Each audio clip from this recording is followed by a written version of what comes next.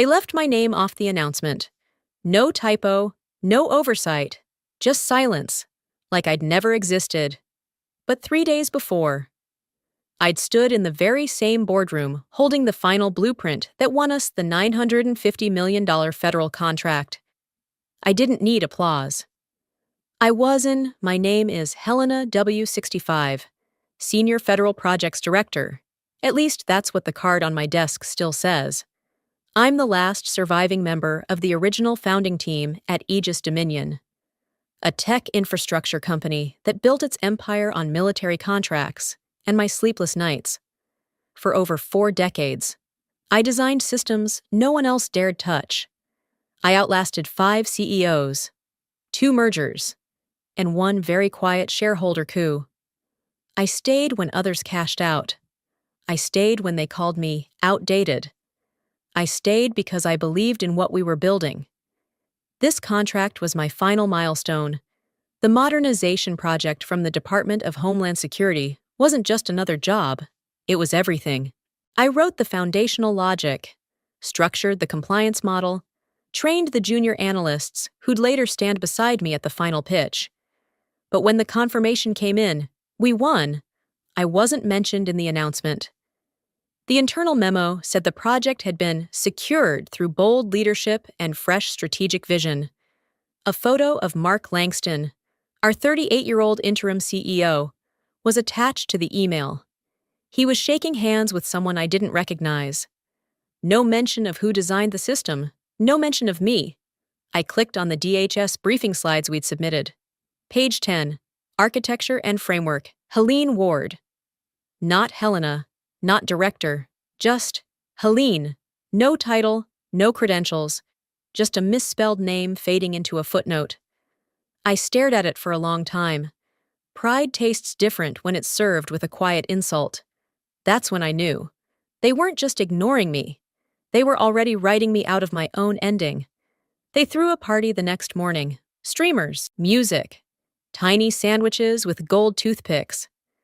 I stood at the edge of the conference hall, invisible in plain sight. Mark Langston was already on stage, dressed sharper than usual in a tailored navy suit, holding a mic like he was born with it. Behind him, the screen read, "Victory at last. Aegis wins 950 manners DHS contract." He smiled, wide and polished. "This win belongs to all of you, to the strategy, to the vision, and to the future we're building together." No mention of my name, not even a nod in my direction. I clapped, quietly, politely, because that's what you do when you've given your whole career to something and realize, suddenly, that you were never part of their version of the story. I scanned the room. Some younger staff were excited, taking selfies with the backdrop. Others whispered while sneaking glances at me, quick, awkward glances, like I was someone they'd studied in a history course, like I had once mattered. Someone finally approached. "Hey, Helena," said Jessica, one of the project assistants I'd mentored just last year. "Isn't this exciting? You must be so proud." The pause before proud stung more than I expected. "I am," I replied, smiling tightly. "It's good to see the work move forward." She didn't hear me. She'd already turned to wave at Mark, who was now shaking hands with a board member who couldn't pronounce infrastructure properly if his life depended on it. I didn't stay for the cake. I walked back to my office and closed the door behind me. The silence wrapped around me like an old coat I didn't want to wear anymore. I pulled up the internal share drive. The pitch video we submitted to the White House had been uploaded. Someone had edited it down for internal training purposes. Out of habit, I clicked play. I watched as the screen lit up with our visuals, our framework diagrams, our vision statements. I'd practiced that presentation for weeks. I remembered exactly what I said. I remembered the applause in that off-site boardroom in D.C., but in this version, my part was gone. Gone. They cut the section where I explained the risk assessment model, the section that ultimately convinced DHS to greenlight our proposal. It jumped straight from the junior analyst's introduction to Mark's closing statement. I sat still, Very still. I didn't cry. I didn't rage. I just watched it one more time. Like maybe it would change if I looked hard enough. But it didn't. The truth settled in quietly. I wasn't just being left out of the celebration. I was being edited out of the history. The worst part wasn't that they were erasing me. It was that no one seemed to notice. Or maybe they did. And that's what hurt most of all. I leaned back in my chair and looked up at the ceiling tiles I'd memorized after all these years. They hadn't changed, but the air felt different, thinner, colder. I didn't know it yet. But this wasn't the end of their betrayal. It was just the opening act. 2 days after the celebration, I was called into a realignment meeting. That's what the subject line said. Not strategy, not follow-up, not even feedback. Just realignment. I walked in expecting another vague update about the transition plan, or maybe a quick debrief with the finance team. What I found instead was Mark, already seated at the conference table, flanked by a silent HR manager I'd never met before, and a woman I assumed was from legal, too young to remember when fax machines were state-of-the-art, but old enough to know she was there for a formality, not a discussion. Mark stood up and smiled. "Helena," he said like we were old friends. "First off, thank you. What you've done for this company, especially on the DHS deal, is remarkable. Truly, you've set a gold standard." I stayed quiet, waiting for the pivot I knew was coming. He slid a thick manila envelope across the table. "With the company entering a new phase, we've restructured a few senior positions to better align with upcoming needs." I opened it. My stomach dropped. It was a 52% salary cut. Effective immediately. No warning, no negotiation. Just a cold number in a warm tone. "You'll still retain your office," Mark continued, "and we'd like to honor you with the new title of Senior Legacy Consultant. We see it as a role of deep respect and long-term influence." Legacy Consultant? I nearly laughed, or screamed, but I did neither. Instead, I noticed something sitting on the table beside the envelope. A photo frame. Inside it, a glossy rendering of the DHS system architecture, the one I had drafted, neatly printed and mounted under the words, "Vision Realized." They were giving me a picture of my own work, as if I were retiring, as if I were dead. My hands felt numb as I picked it up, not from gratitude, but from disbelief. Then came the final insult. The legal woman cleared her throat and gently placed a second document in front of me. "For clarity and future planning, we'd appreciate it if you could sign this acknowledgement stating you're stepping back from any operational or decision-making roles related to the DHS rollout." I looked up. "You're asking me to remove myself from the very project I built?" No, Mark said quickly. "Not remove, just transition. You'll still be involved, just not in an executive capacity." I nodded slowly, my throat tightening. I didn't speak. Couldn't. Not then. I slid the paper back toward him without signing. "I'll review this with my attorney." Mark's smile thinned. "Of course." As I stood to leave, I felt the weight of the frame in my hand. My own work, gift-wrapped like a farewell. That walk back to my office was the longest of my life. Each step echoed the same truth. They'd handed me a tribute for a funeral I hadn't agreed to. The next morning, I arrived at the office at 8:00 a.m., just like I had every day for the last 23 years. Same routine, same floor, same desk. But something had changed. The warmth was gone, not just from people, but from the space itself. It was as if the walls had learned how to ignore me too. My nameplate still read Helena Ward, Senior Federal Projects Director. But no one knocked. No emails came, no meeting invites.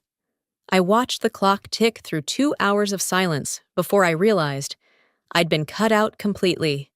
There was a strategy meeting at 10:30 a.m. I saw it on the shared calendar, but no one invited me, not even as an observer. I hovered near the glass wall of the conference room for a moment, thinking maybe someone would wave me in. They didn't. Mark was presenting, laser pointer in hand, my slides on the screen behind him. No acknowledgement, no mention. I returned to my office. My inbox was empty except for a forwarded article about legacy leadership, with a smiley face in the subject line. The absurdity made me laugh, soft, bitter. Then something strange happened. Around 2:15 p.m., I received an email clearly not meant for me. It came from Sophie, Mark's new executive assistant. She had meant to forward it to the internal project team, but had clicked my name by mistake. The subject line read, Update on Legacy Phase Transition Plan. My heart thudded as I read the message. Mark wants Helena to keep the title for appearances only. Call her Legacy, but do not copy her on ops. She's essentially a living artifact at this point. No added value operationally. Be respectful, but keep her out of anything critical. I sat still. My fingers froze over the keyboard. A living artifact. I had become a relic in their eyes. Something to be displayed but never consulted. A framed photo. A dusty plaque. I stared out the window, trying to shake the chill that had settled into my spine. It wasn't just the disrespect. It was the strategy behind it. They wanted me visible enough to appear involved, but quiet enough to disappear. Still stunned, I reopened my project files, hoping to find something, anything, that might ground me. And that's when I noticed it. The official signature page, the one I had personally signed for the DHS approval packet, was still in the internal system. Unsigned. Unsent. It hadn't been included in the official submission. My name was on the public brief, but the core architecture documents? Incomplete. Legally unconfirmed. They'd been celebrating a contract that technically wasn't binding, because my sign-off hadn't been delivered. A chill deeper than betrayal ran through me. They were playing a dangerous game, and they had no idea they were standing on a foundation I could collapse with a single email. I closed my laptop. My hands were steady now, for the first time in days. The silence didn't feel empty. It felt like power. I didn't panic. Not when I saw the unsigned documents. Not when I realized they'd already started pitching the rollout without legal clearance. I simply stood, walked over to the bottom drawer of my filing cabinet, and pulled out a black leather-bound case I hadn't touched in years. Inside was a slim silver flash drive. No labels, no markings. I'd encrypted it myself. 3 layers of protection. No cloud, no trace. That drive contained everything, every diagram, every formula, every line of code tied to the core infrastructure model I'd submitted for the DHS contract. Versions, timestamps, revisions, and most importantly, the digital certificate that proved I was the original architect, registered and protected under IP law nearly 18 years ago. Most people assumed Aegis Dominion owned the designs. They didn't. They had permission to license it, granted through a now-ancient contract that included one very specific clause. If I was removed or withdrawn from any project involving this architecture, the license became null. Without me, they couldn't legally build a single line. That afternoon, I drove to a brick and glass office building on the west side of Arlington. The brass plaque still read Lewis and Grant, LLP, inside. The same quiet receptionist sat behind the marble counter. She looked older, but so did I. "Is Mr. Grant still in?" I asked. She blinked, then smiled. "He'll be thrilled to see you." 10 minutes later, I was sitting in a familiar leather chair across from Daniel Grant, the attorney who'd helped me register the IP all those years ago. He greeted me like an old friend, poured coffee like no time had passed. "What brings you back?" he asked gently. I handed him the flash drive. "I need to confirm something." He plugged it in, brows furrowing as he opened the certification files and traced the chain of signatures. After several minutes, he leaned back. "Well," he said, "it's all still valid, ironclad. Your original design is yours, and the licensing clause stands. They can't use it without you, not even by proxy. If you're not directly attached to the project, they're in breach." I nodded. Calm. That's what I thought. "You want to take action?" he asked. "Not yet," I replied. "Let's give them a chance to show their hand." As I drove back to the office, traffic blurred past my window like static. The weight in my chest hadn't disappeared, but it had shifted. I wasn't helpless. They thought they'd written me out, but they'd forgotten one thing. I hadn't built that system to impress them. I'd built it so no one else could control it but me. At exactly 9:12 a.m., my office phone rang. Not my cell, not the desk line usually reserved for internal calls. This one came through the secure line, a number only a few government agencies ever used. I paused for a second before answering. "This is Helena." "Ms. Ward, this is Andrew Kessler with the Department of Homeland Security. Do you have a moment to talk about the implementation timeline for Infra 9A Delta?" I blinked. "I'm sorry, you want to speak with me?" There was a pause, as if he hadn't expected the question. "Yes. You're listed as the lead technical architect and point of contact for operational deployment." I sat up straighter, heart pounding. "May I ask, what version of the file you're referencing?" "The one submitted in the final proposal package. Your name's on all key sections. The rollout briefing refers to your oversight." For a moment, I couldn't tell if I wanted to laugh or hang up. They'd left me off the stage, left me out of meetings, left me off the payroll, at least the part of it that respected my 43 years of work. But to DHS, I was still the face of the entire thing. "That's correct," I replied, voice calm. "I authored the system design and supervised the security integration models." "Excellent," he said. "The team here was under the impression that you'd be overseeing implementation. Is that still the case?" I paused. "No," I said slowly. "Internal adjustments at Aegis Dominion have shifted my role." "Shifted?" "Technically, I've been transitioned to a non-executive advisory position. I haven't been involved in strategic planning since the award announcement." Silence. Then he spoke again, quieter, more serious. "That's going to be a problem." Before I could respond, another voice entered the line, a woman, firm and clipped. "This is Ellen Morse, Executive Liaison with the White House Office of Federal Procurement Policy. I'd like to clarify something. Ms. Ward." I straightened instinctively. "Of course."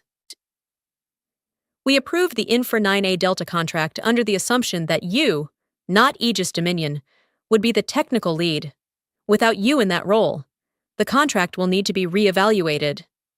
I froze. "You're saying—" "I'm saying," she interrupted, "no Helena Ward, no project." There it was. Clear. Undeniable. They hadn't just underestimated me. They'd built their house on a foundation I still controlled, and the government had just reminded them whose name was on the cornerstone. "I understand," I said softly.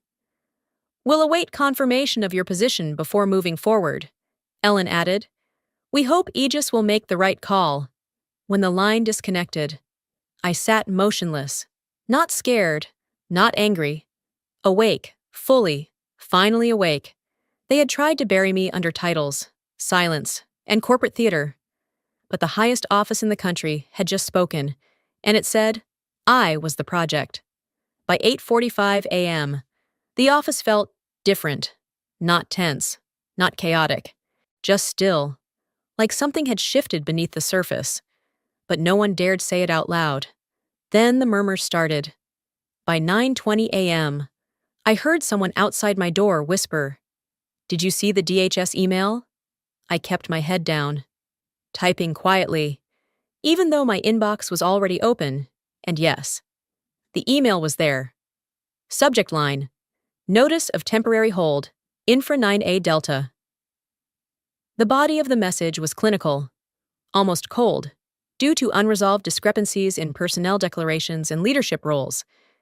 The execution of Contract 9A Delta is placed on hold pending clarification. Please respond within 72 hours to confirm alignment with approved project architecture and declared operational oversight personnel. In other words, they found out. Washington knew I'd been pushed aside. And until someone made that right, the entire $950 million contract was frozen. I didn't say a word. I grabbed my tea, reviewed my calendar, and went on with my day. But down the hall, chaos was setting in. Mark's office door opened and closed 3 times in the span of 20 minutes. Legal was called. Then HR. Then a panicked assistant named Cole, who had never spoken above a whisper until now. I overheard him through my slightly ajar door. They're saying the whole thing's non-compliant. What do we tell the board? By 11:20 a.m. My name was mentioned 5 times on the floor, and not one of those people dared knock on my door. I continued working, calm, steady, invisible, and very much in control. At 1:15 p.m., I received a meeting invite. Subject: Urgent, Strategic Reassessment. Infra 9A, Delta Leadership. Clarification Sender, Mark Langston. Attendees, Helena Ward, Legal, Executive. Contracts I didn't attend. I didn't send an explanation. Instead, I replied with a single sentence. Please refer to Clause 11 in the licensing contract. That was it. No subject line, no greeting, just those 11 words. Because Clause 11 states that any project utilizing my proprietary design must retain me as the lead technical authority, or the license is invalidated. They didn't have a backup design. They didn't have legal grounds. And now they didn't have a contract. I leaned back in my chair, listening as voices down the hall rose, then lowered again in frantic hush. No one came to confront me. No one called. I didn't need to raise my voice or pound the table. All I had to do was let the silence speak for me. And it did. Loudly. Completely. That afternoon. For the first time in weeks. I smiled. Not out of revenge, but because I had just won, without saying a word. By 8:20 a.m. the next morning, I could already feel the cracks forming. The air in the office was no longer just tense, it was fractured. People avoided eye contact. The normally chatty break room had fallen silent. You could hear keyboards clicking like nervous fingers tapping out confessions. The DHS hold hadn't just paused a contract, it had triggered an earthquake. By 10 o'clock a.m., whispers of stock dips began circulating. Aegis Dominion's shares had slipped 4 points overnight. Not a crash, but enough for the board to start breathing down Mark's neck. Enough for investors to start dialing. At 11:15, an emergency all-hands meeting was announced. Optional, but highly encouraged. I didn't attend. I already knew what they were going to say. Something polished, something vague, something meant to distract. But it didn't work. By 2:40 p.m., Reuters published a headline, Federal Contract Frozen After Personnel Misrepresentation. Aegis Dominion Under Scrutiny. The article cited anonymous sources and mentioned a founding-level architect who was removed without federal notification. They didn't use my name. They didn't have to. I received over a dozen messages that afternoon, half from journalists fishing for a quote, the other half from former colleagues who suddenly remembered how to spell Helena correctly. I didn't respond. Not to any of them. Except one. At 4:26 p.m., my phone buzzed with a number I hadn't seen in years. David Cho, a former director who'd left Aegis 5 years ago during the first wave of modernization. We hadn't spoken since his departure. I let it ring once before answering. Helena, he said, his voice low and measured. I owe you an apology. I didn't say anything. I waited. They used your work. They knew what you built. And they planned to cut you out the minute the deal was sealed. I I saw the internal roadmap back when I was consulting last year. He exhaled heavily. I should have warned you. There was silence on my end. Not because I was shocked, by now. Nothing surprised me, but because I didn't want to let him off the hook too easily. I have something you might want to see, he added. I just emailed you a file. I opened it. An internal document, time-stamped from 8 months ago. A full transition plan, codenamed Phoenix, detailing how to migrate my architecture to a third-party vendor once the DHS contract was awarded. It outlined how to honor Helena publicly while quietly minimizing her operational footprint. They'd been planning my exit long before they handed me that photo frame. I closed the file, my jaw tightened. But inside, I smiled. Just a little, not out of spite, but because now, the story had proof, and proof always knows how to speak for itself. By 9:45 a.m., the letter had arrived. It wasn't an email. It wasn't a phone call. It came in the form of a sealed envelope hand-delivered to my office door, marked with a White House seal. Inside, a formal invitation. The federal government was extending me an offer, not as an employee of Aegis Dominion, but as an independent federal consultant, to serve as lead technical advisor on the Infra 9A Delta project. I would report directly to the Department of Homeland Security, with a clearance level and compensation far exceeding anything Aegis had ever offered. There was no middleman, no board, just me, and the country I'd quietly served behind corporate curtains for decades. I reread the letter twice, not out of disbelief, but out of a strange, steady calm. This wasn't vengeance, this was vindication. At 12:30 p.m., I took the government pen they had included, gold-trimmed, official, unnecessarily heavy, and signed the contract at my desk. No witnesses, no audience, just me, the paper, and the quiet power of walking away with my name intact. I stood, slipped the signed agreement into my leather case, and reached into the drawer where I had kept one final envelope, thicker than the rest. I placed it on Mark's desk as I passed.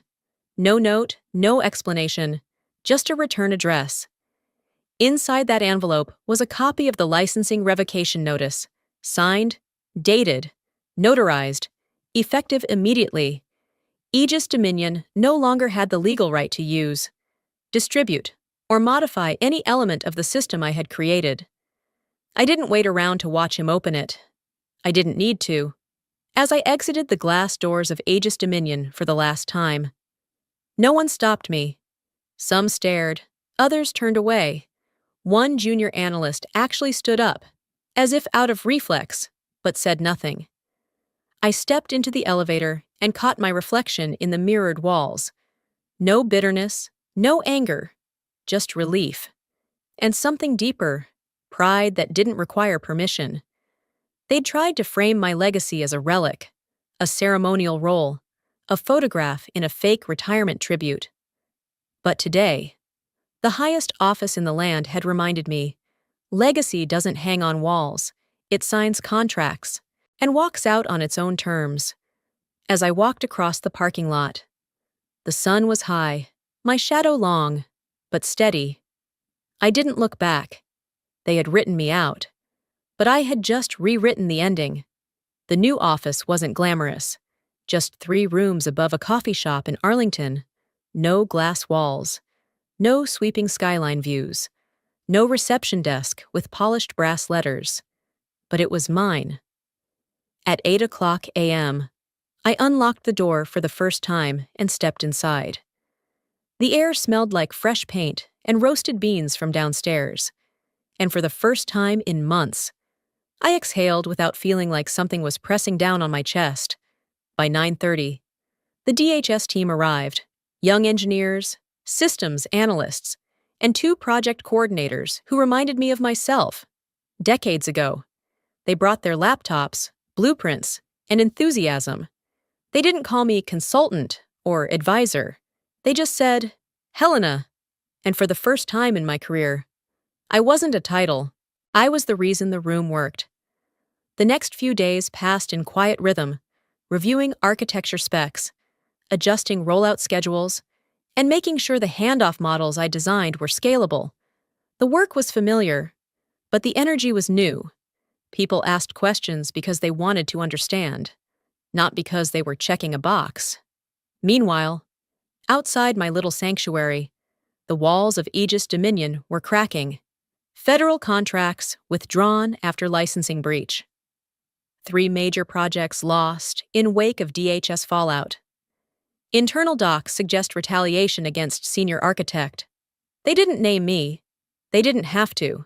The press had dubbed me the last architect. It wasn't just about being the last founding mind still working. It was about being the last to hold the line, when shortcuts were trending and loyalty meant less than quarterly numbers. And then, in my first meeting inside the Eisenhower Executive Office Building, deep mahogany panels, worn leather chairs, and the quiet gravity of government work, I heard something I'll never forget. A senior official, packing up his notes, leaned in just before we adjourned. He didn't smile. He didn't grandstand. He just said, calmly, "We didn't just choose your design, we chose you." Something in me stilled. Not like a shock, more like a realization sinking in, warm and certain. For 43 years, I built systems, I built structures, I built stability. But what mattered most wasn't the blueprint.